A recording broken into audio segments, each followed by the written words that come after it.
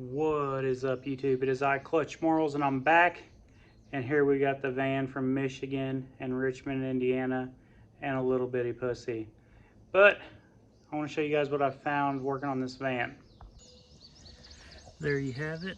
We got the brand new strut in.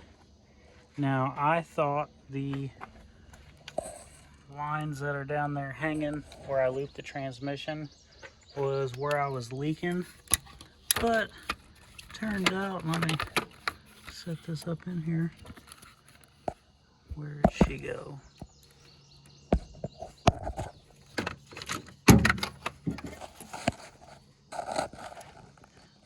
There is a hole right here where we blew out the side of the dipstick tube. Like, how the hell do you, what was in there? You know, judging by how the metal is, something looks like it came out, and I'm confused. But I'm gonna fix that. Turns out there's a hole in the radiator. I'm gonna fix the radiator. I'm gonna put a new dipstick tube in it and put some fluid in it, and hopefully it runs and drives, and then we'll start fixing it from there. Here we have the dipstick tube. Try to see if I can focus on that. It's got a nice little hole in it. But that hole also it matches the radiator. Okay. So what I got here out of this van, this motor needs rebuilt.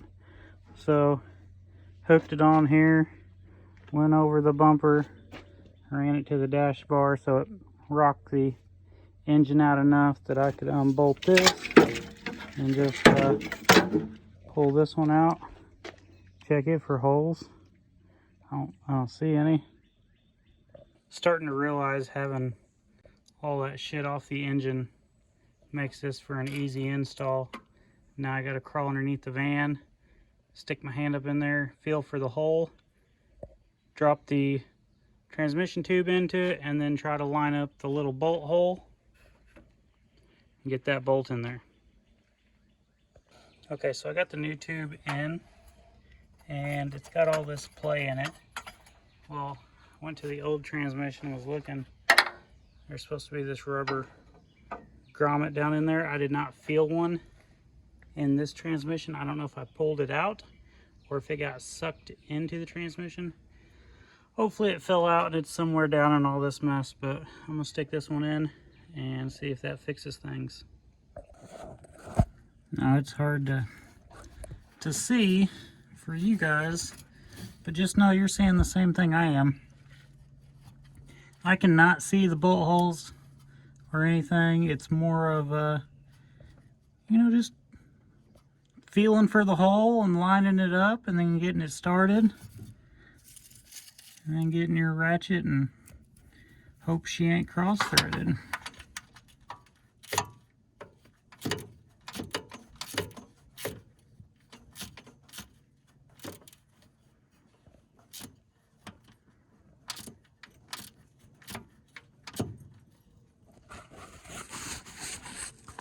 Okay, now that we got that in, it's got a little bit of play, but you can hear it's not rattling around.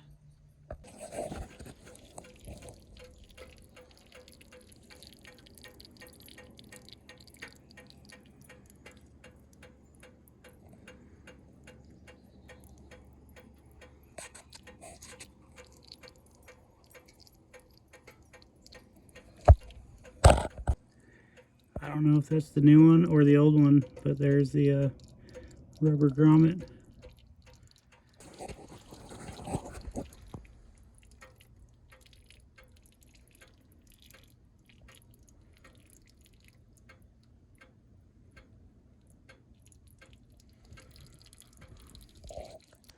I gotta call it. It is 6:13, Friday, July 7th. Time of death. The transmission's dead. No need to cry, Bentley. We'll build something else. I am currently on my way to the scrapyard. We got the Monte Carlo loaded up back there. I got an old Chevy Cobalt. I'm gonna try to get hauled off today if we get enough time, get back in time. But then this evening, I'm going to go pick up a 99 Mitsubishi. The guy called me and said, "Hey, you gonna buy this car?" And I said, "Absolutely." So I'm gonna go pick that up. I'm still on the fence about what to do with the van. I got tons of transmissions laying around. Do I transmission swap it? Do I build a whole nother van? Do I build this Mitsubishi? I'm like, what do we do? What do we do? What do we do? Hopefully this drive to the scrapyard and back will help me clear my head. I kind of want to transmission swap the van, but if you guys have ever done any engine and transmission work on vans, it fucking sucks. Like, you have to drop the subframe. There's no way around it. But I'm thinking about it. It would probably be for one run. After that run, it's more than likely going to belly out. So, what do we do? What do we do? Here's my current conclusion. I'm going to pull this transmission off and then pull this intake off. This motor's junk. Put the motor in the dumpster. And then I think with the van I can drop the subframe and lift the body up enough that I can undo the transmission and then lift it out by hand. We're gonna find out. So I started unbolting the transmission and I decided to check the dipstick. There is no fluid in it, and what is in it is a bunch of rust. So I'm not even gonna try using this transmission. I'm gonna say she's junk. So back to the drawing boards.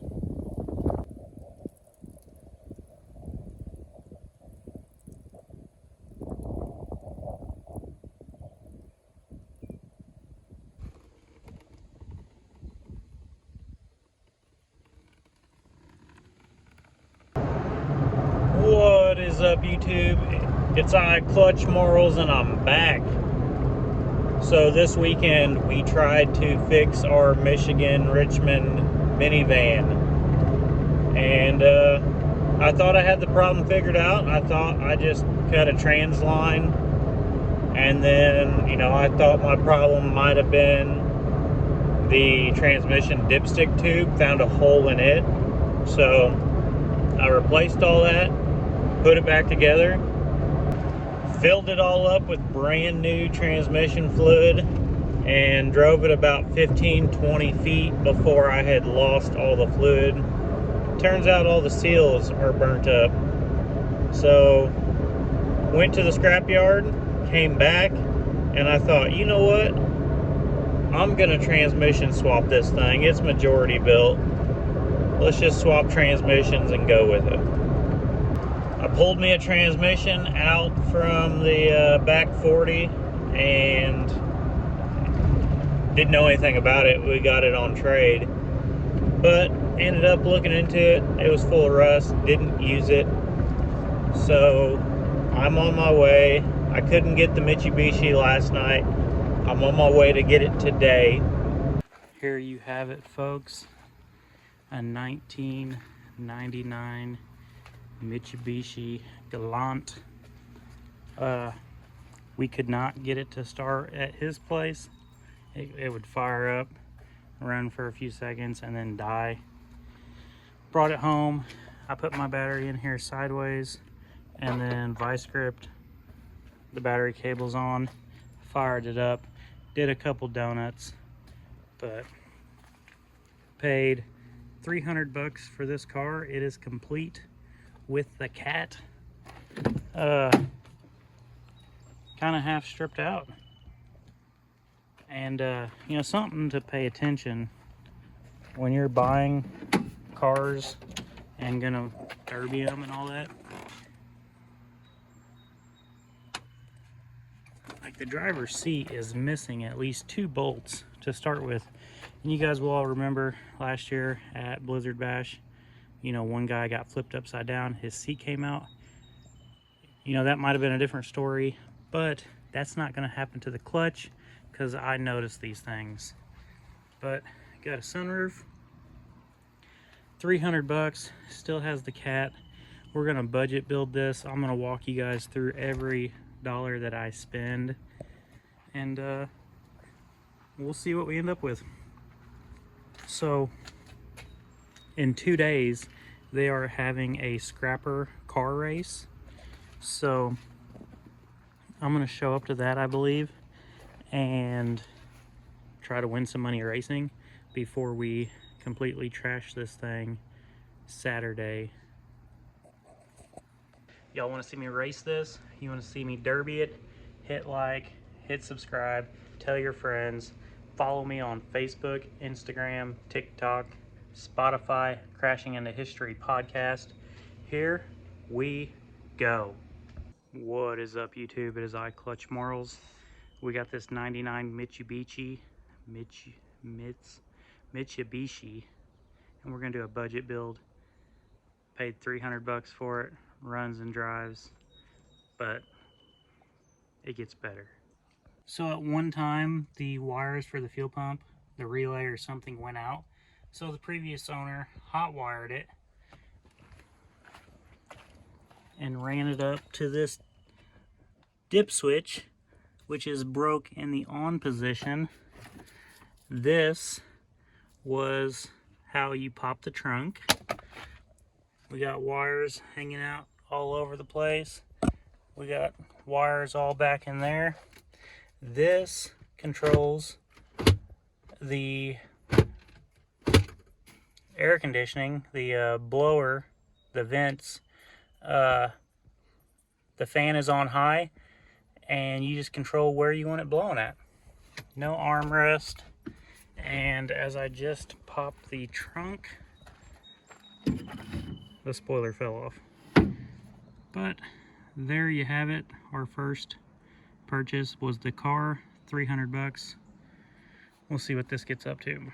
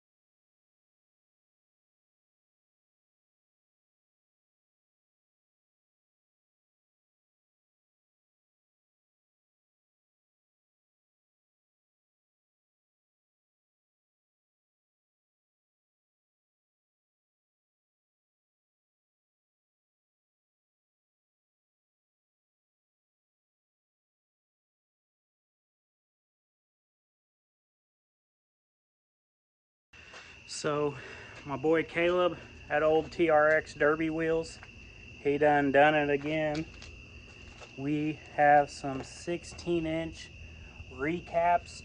These are the factory rim, 16-inch tire, 16-inch rim. Went on there just fine. Now, since these are recaps, that means they are DOT approved. So for like gut and go shows that require street tires, they're legal.